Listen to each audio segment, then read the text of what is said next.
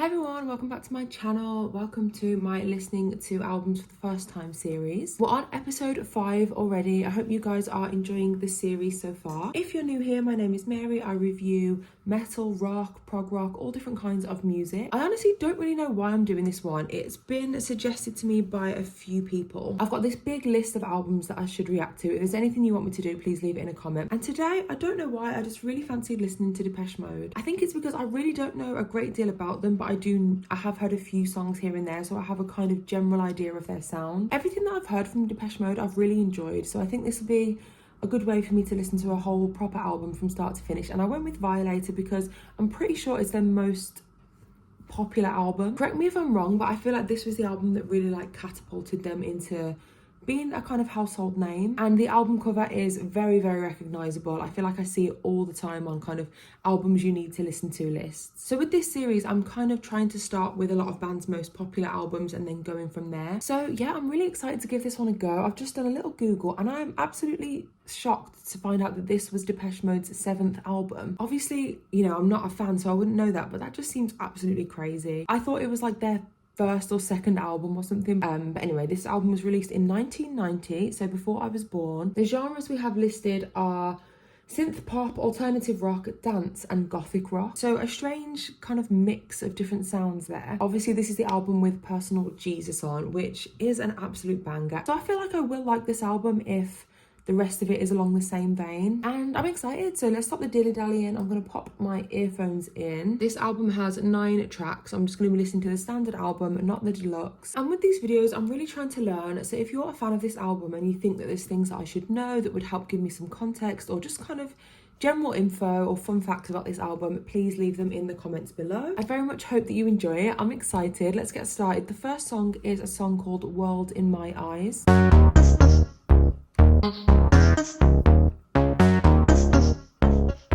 Okay, I really like how it started. Definitely a bit more electronic sounding, but a really kind of funky rhythm.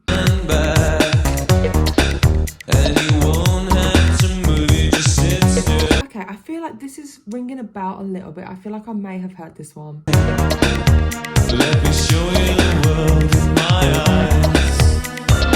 I can see it was released as a single, so there's a good chance that I may have heard this. The chorus, if that is the chorus, is sounding a little bit familiar. Really loving the layered synths that are going on here. It feels like little subtle things are being added as we go through the song. Let me show you the world in my eyes. Love the kind of echoey vocal effect that's on there as well. It's creating an atmosphere for sure. Feel now, that's all there is.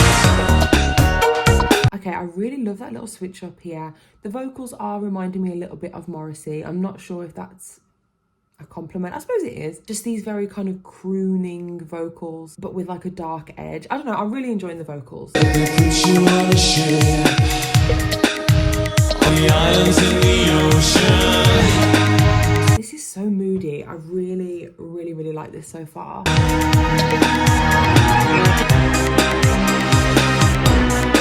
Okay, this sounds so great in earphones because it's literally moving all around my ears. The production is stellar. I love that there's always something going on as well.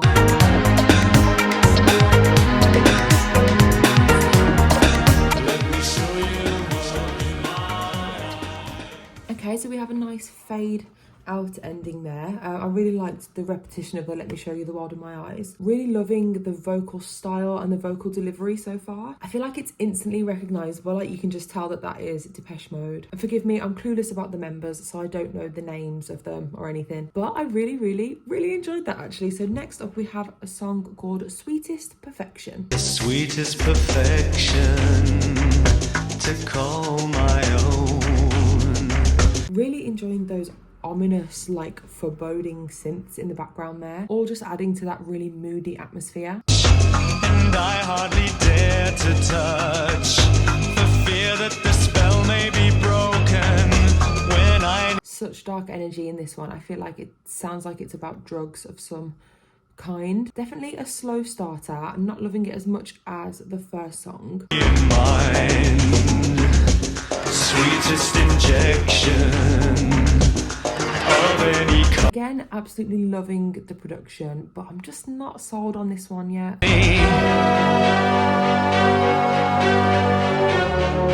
Okay, wasn't expecting that switch up there. Was those like string instruments that just came in there? Collection, but I wouldn't trade. I don't know, this one's just not gripping me. Perfection, a body and mind. Yeah, this just feels like it's got this really like monotone energy. It's kind of a bit like walking through treacle.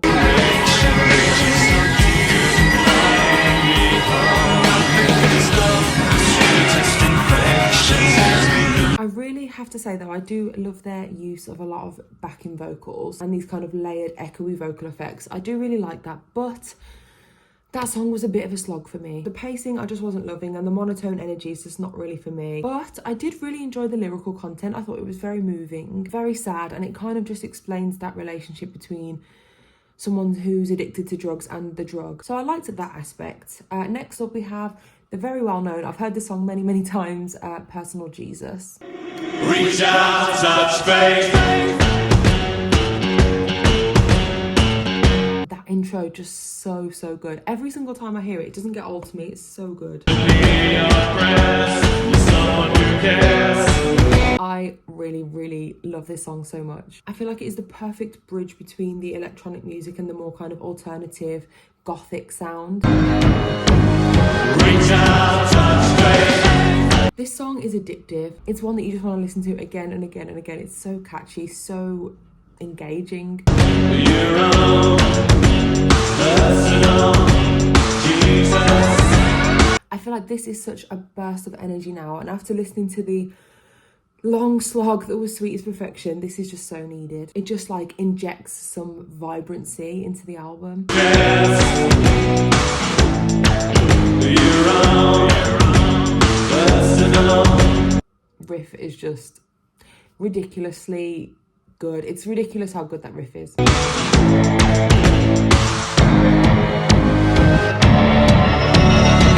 And that line as well, reach out and touch faith. It's so simple, but it just creates such a feeling. I love the thumping drum beat as well.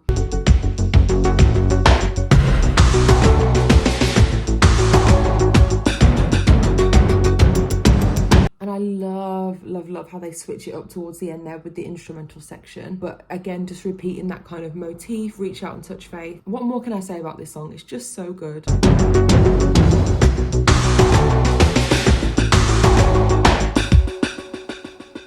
Next up is a song called Halo.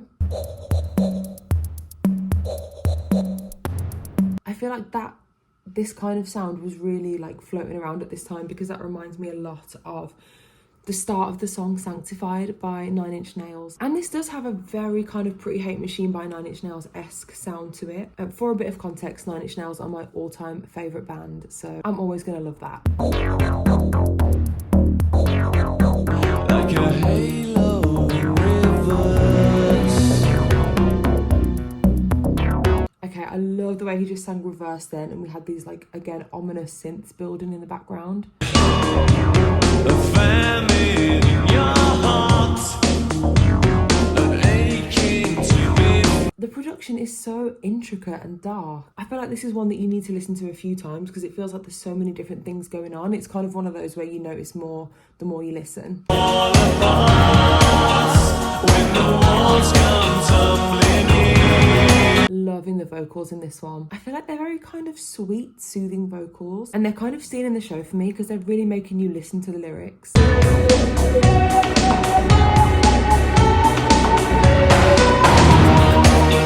This really feels like it's building towards something.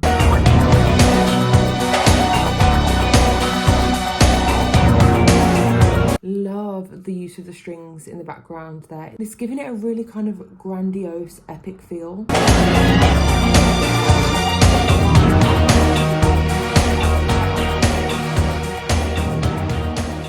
Really love the way they just ended there, the juxtaposition of the strings with that kind of clunky synth. Really interesting, actually. I don't think I've heard a lot of music that sounds like this. And that was Halo. I did enjoy that one. My favourite is still World in My Eyes, but that one was sublime. So next we have a song called Waiting for the Night.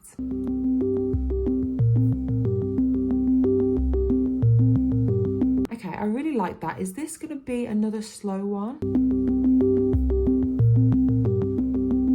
It's setting itself up to be kind of ballady, I guess. Reality. I feel like I recognise this a little bit. I feel Ghost have done a cover of this. Correct me if I'm wrong. I feel like Ghost have done a cover of this. And there in the still, all that you feel. And again, the soundscape and the atmosphere that's created here is just crazy. There is a star in the sky. This is really gothic. I feel like this is definitely the most gothic rock one so far. It definitely reminds me of something by The Cure. And in the glow of the moon. It sounds very space rock, and I think when they started talking about there is a star in the sky in the lyrics there, and there's little like sprinklings of synths on in the background, it sounds quite space rock. And I love that correlation between the lyrics and what's actually happening in the music. I'm waiting for the night to fall. Kind of feel like I'm floating while I'm listening to this. It's a strange feeling. Than when they were opened. I really love that lyric, and when I squinted, the world seemed rose tinted. Interesting use of language. I feel like this one is really conjuring up some imagery, and I really like that. I'm imagining like driving down on the motorway at night with like the darkest sky ever, and it's nice. It's relaxing, but it's also kind of not, because there's just, you feel like you don't know what's happening. It feels unpredictable, like at any moment it could completely change up.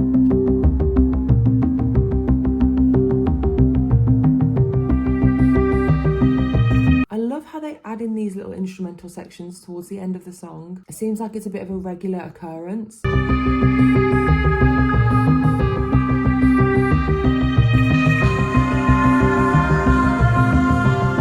Those subtle vocals in the background there, absolutely beautiful.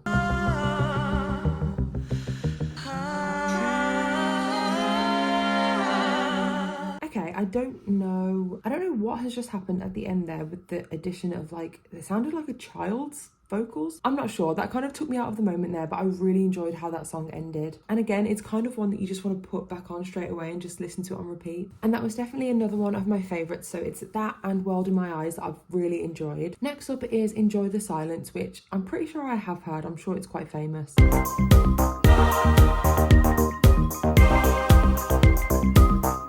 Yeah, I've definitely heard this one quite a few times. I feel like this is quite popular on TikTok at the moment. It's making a bit of a comeback. Words like violence break the silence.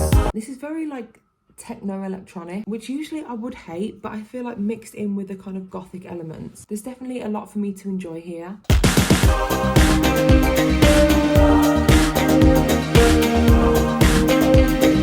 I love the way, I think that's an electric guitar, but I love the way that comes in there. It just adds a more kind of like funky, danceable element to the song. Words are very unnecessary. They can only do harm. I feel like this album really is a journey. Like going from Waiting for the Night to Enjoy the Silence, kind of like Whiplash. Two really different songs, but both have this kind of underlying like moodiness. And I feel like I keep saying how moody this album is, but it's just the perfect word to describe it.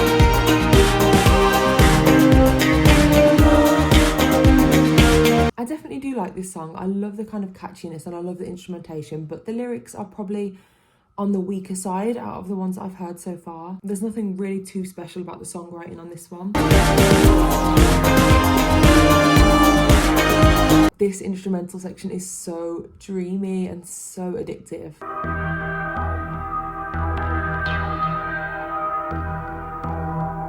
I feel like I've never listened to this album the whole way through, so I didn't know that there was like this fade out here and then the song comes back in, because I just thought that was finished.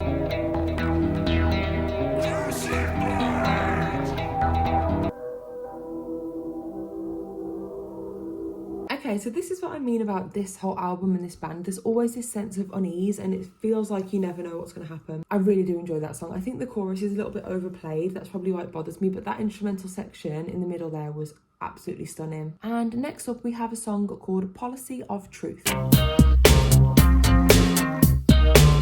Okay, first of all, absolutely love the way that started. It's just got me hyped already.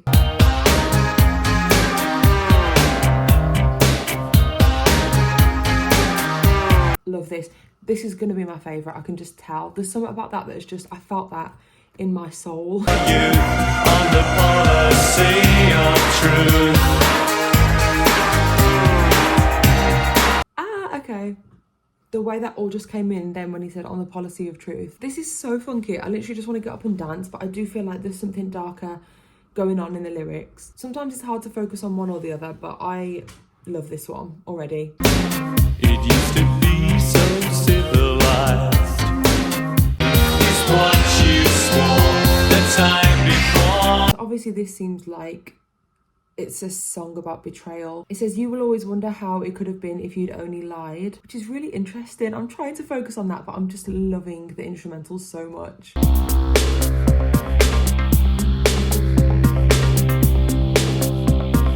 Really strong bass line going on in the background as well, which is why I think this one is just so funky. It's a real kind of like 80s pop bass line, but with a sound that is just, what I'm learning now is undeniably Depeche Mode. It sounds right. You better learn your lesson well. Oh my god, this is so good. This is so... Time before. Never again. I feel like I'm not saying as much about this one, even though it's probably my favourite, just because I'm soaking it all in. There's something very beautiful about hearing a song that you love for the first time, because you can never ever get that experience again. What you swore the time before. That was so good. I literally just want to listen to that one again, but I'm not going to. Let's continue on. The next song is Blue Dress. We're almost at the end now. I wonder if I like anything as much as I've just loved Policy of Truth. I doubt it, but we'll see.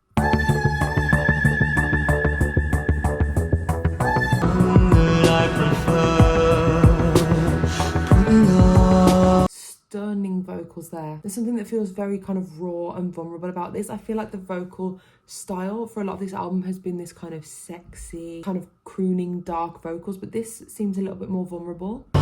Something so simple. Again, this is kind of reminding me of the Smiths. I think it's because of like the tone and vibe of the song. It seems quite sad, very melancholic. And you know what makes the world turn.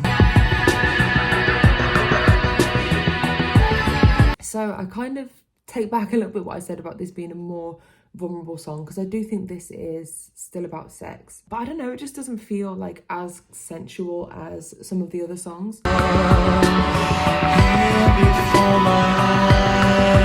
What I am learning through doing this album reaction though is that their more slower ballady kind of songs are just not my favourite. I feel like I just like the high energy stompers.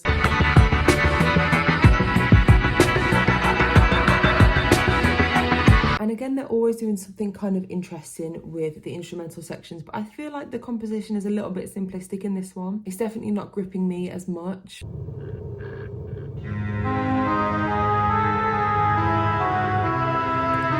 This sounds a bit like something from The Nightmare Before Christmas.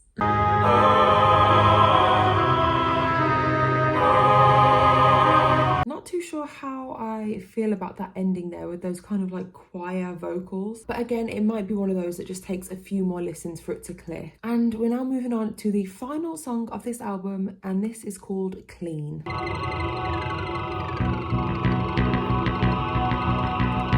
Really, really nice bass line straight away. Love that. Kind of sounds a little bit like something from One of These Days by Pink Floyd. Clean, the cleanest I've been. Again, they've kind of really made the vocals a massive focus in this song by just overlaying them with the bass line. Now I'm clean. I feel like this is probably a reference to drugs as well. Obviously, I don't know the personal history to any of the band members, but this is just kind of my interpretation. The cleanest I've been. An end to the tears and the I don't know, one feels a little bit off to me. There's just something not hitting.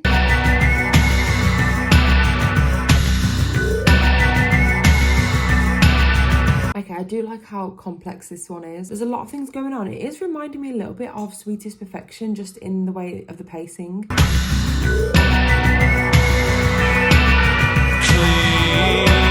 They're going back to that space rock. It's almost like progressive rock kind of sound again, which I do like because I feel like it's driving the song forwards a little bit, which is kind of what this one needs. Sometimes you know what I mean. Okay, I can hear the strings again in the background. I really like that. I feel like this is a very good closing track because it feels like a big culmination of all the different sounds that we've heard on the rest of the album.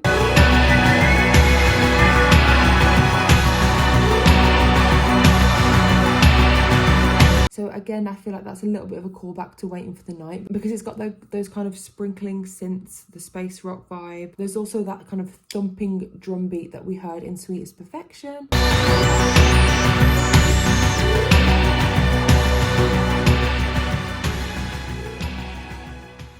And a nice fade out ending. So that is the whole album. Honestly, really interesting one. I definitely wasn't what I was expecting. I feel like it might take a few more listens, so I'll definitely be giving it another go and probably some time to process as well. But as for my initial thoughts, I enjoyed it. I thought it was a really strong album. There were definitely some low moments for me, as I kind of spoke about. Sweetest Perfection, didn't really enjoy. Blue Dress, didn't really enjoy. But there were some really great high moments as well. My favourite songs were definitely World in My Eyes. Policy of Truth was literally changed my life. And then probably Personal Jesus. As many times as I've heard it, it really doesn't get old for me, and I think that's a sign that I'm probably going to love it for a very long time. I would definitely revisit this one. I'm sure I'll be listening to it again at some point. So that's it for this video. Thank you so much for watching. I really hope that you've enjoyed it. As always, let me know if there's anything else you want me to react to, and I'll be back soon with a new video.